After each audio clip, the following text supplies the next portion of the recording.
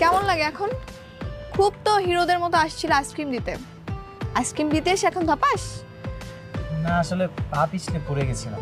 হ্যাঁ সেটাই তো, হিরোদের মতো আসতে গিয়ে কমেডিয়ানদের মতো ধপাস। ভালোই হয়েছে, এখন পা ভেঙে ঘরে বসে থাকো। ভালোই স্যার, আর পিছে পিছে ঘুরতে পারবা না। না না, পা তো ভাঙেনি, একটু মুচকে গেছে।